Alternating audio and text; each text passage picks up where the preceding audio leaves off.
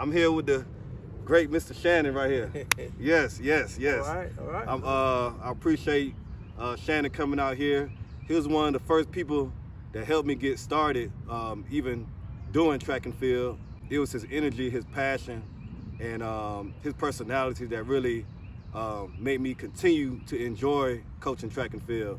So I can go all the way back from the first day when I was looking for employment with the city of Atlanta. And first, I went over to Bessie.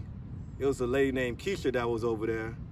And Keisha Walker. Keisha Walker. And then, but she was full. She didn't have room for me at the time. So I went ahead and kept calling other centers. And then I called Orange Park, wasn't it?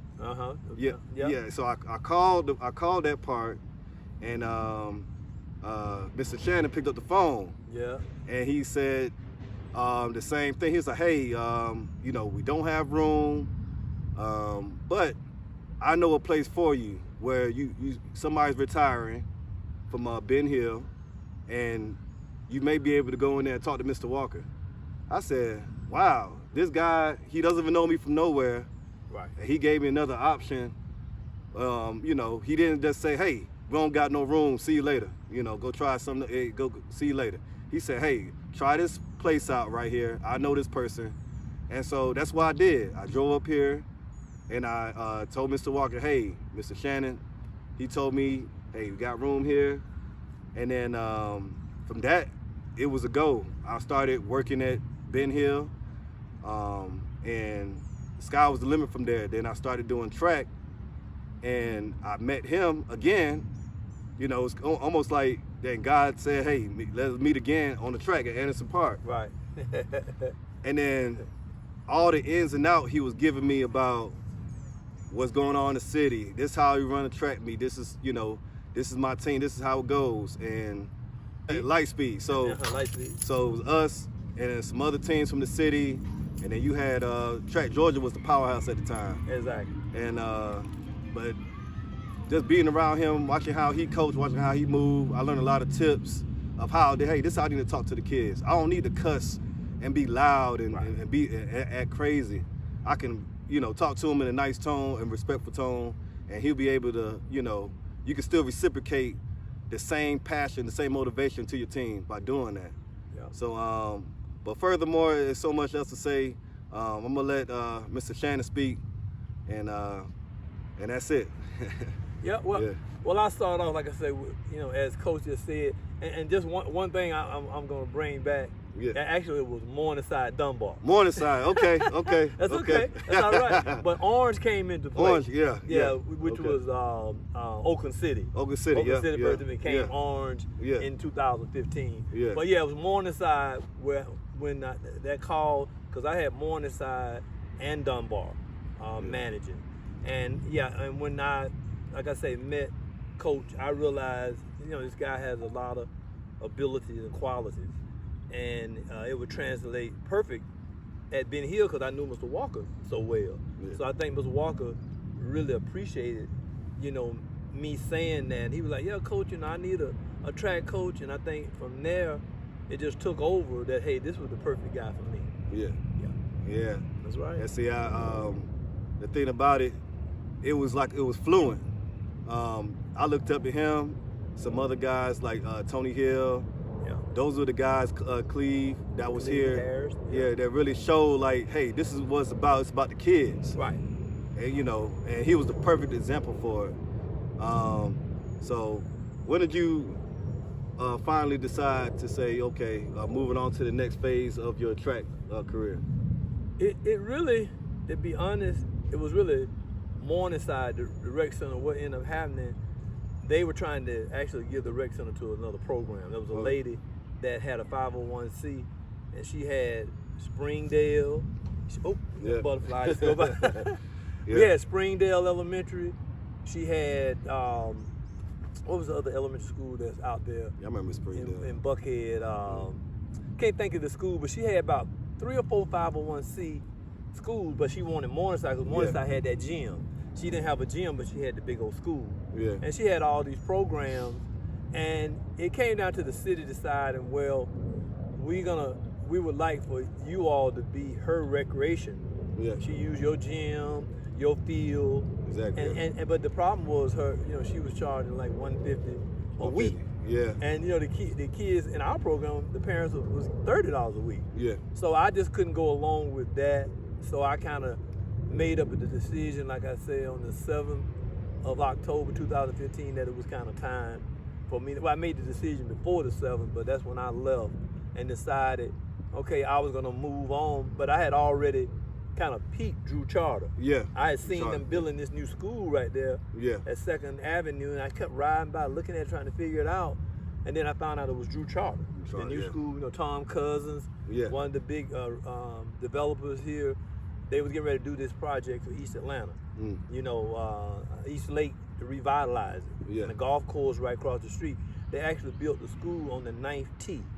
Yeah. They cleared all that wood, Yeah. and the wood and trees away. Yeah. They used to knock the ball across 2nd Avenue over to the golf course. Oh, yeah, yeah. So there was a lot of money involved in that. So when I went over there, I ended up meeting Tracy Edwards, who was the first athletic director there. And the funny thing is, she just retired last night. We just had her retirement. Wow, just last night. Wow. She's leaving after 11 years, and that's Robert Edwards' wife. Used to be the Georgia football star, like Herschel Walker. Okay. Played with the Patriots and won a Super Bowl.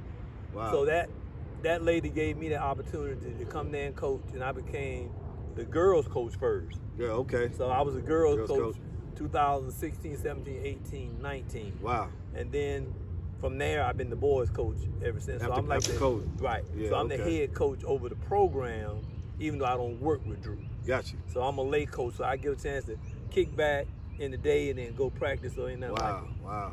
Man, that's amazing. That's amazing.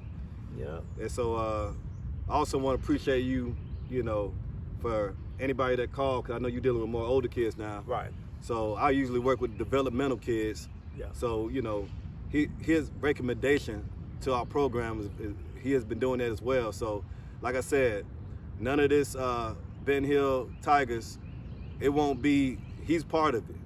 Him telling, promoting, marketing, telling people, hey, come to Coach Valentine. I'm getting calls that, hey, Coach Valentine, Coach Shannon said, hey, he recommends your program. So I highly appreciate that. And you forever be one of the people that I always will look up to, that I always, a father, big brother, everything. You are a very great example of what a man should be. I appreciate it. You're the best example. We need more black men, black fathers like you in the community. Yeah. You're the perfect example. It's a lot of crime. A lot of people can't handle their emotions, but even through the heat of what I've seen people come at you, or things don't go the way they're supposed to be, when people attack you in different angles, you got the best ways to just kind of say, hey, man, this ain't nothing. I guess it's a bigger picture. Yeah. It's bigger things that I need to deal with that's more important. Exactly. I'm not only gonna deal with that foolishness. Exactly. So I really got that kind of I got that from you. I appreciate it, man. So this too shall pass. We always say. My mother always told me. Oh yeah. So I appreciate that, man. Yeah. So I always want to get the people a chance to see how they move, and you was the person that I said, okay, I could sit back. This is the person I want to follow. Yeah. So it means a lot, man. And for me to, as Valentine is saying, for me to be able to even talk in the same breath with Coach Walker, I mean, I'm just blessed to have had this experience. This man been around 50 plus years. 57 years still in one place. I mean, who got that record? We were just talking about somebody like Willie Hill at Morehouse. Oh yeah. Those are the giants, to be honest, in recreation and then track and working with young people. Because Coach Hill, as Valentine knows, because he's been coached by Coach Hill. Yeah. That man ain't never said no to a child. Yeah. Never said no to a coach that he know that was real serious and dedicated to children and men. That's just how this man has been. So that's been my example. Me having a mother and father at home, it just made a whole big difference for me, that level of respect. But Coach Walker, who I just respect and admire I mean, I can't even begin to say the giant that he is in recreation and this area. So, I mean, I'm glad to know that you're back. You know, back here. You ain't never left. No, I haven't left. I've been here, over 10 years. Yeah. Yeah, man. So, that I just knew that this was the perfect place for you. And I mean, we had so many people that want to be at Ben Hill. It was like Morningside, to be honest, Ben Hill. Morningside was up there in Buckhead, and people thought, well, Coach he's gonna change because he's up there, and some people were jealous. And it wasn't about that, because I had Morningside and Dunbar. Morningside was one of those schools that was nationally ranked. The children excelling. They had everything. Dunbar, school failing. The worst in Georgia. But those kids, they didn't change with me.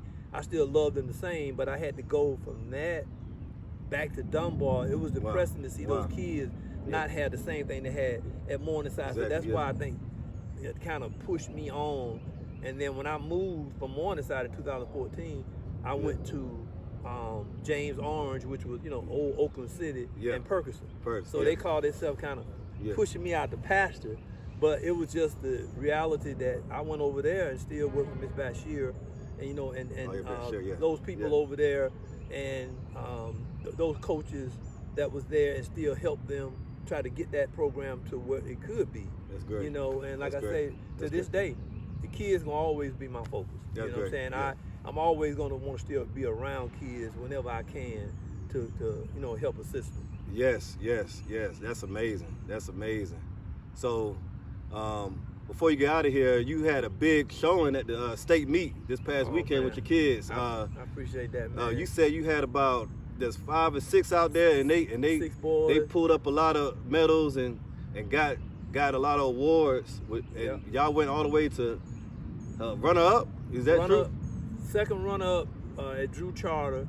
Started off with 28 boys, and we ended up in 6 AA, and it's competitive. We got Washington, we got Kip, we got Bess, we got Farrell. All those teams are in there with us, so it made that region real competitive. So it knocked some of my boys out, but the cream of the crop, they went all the way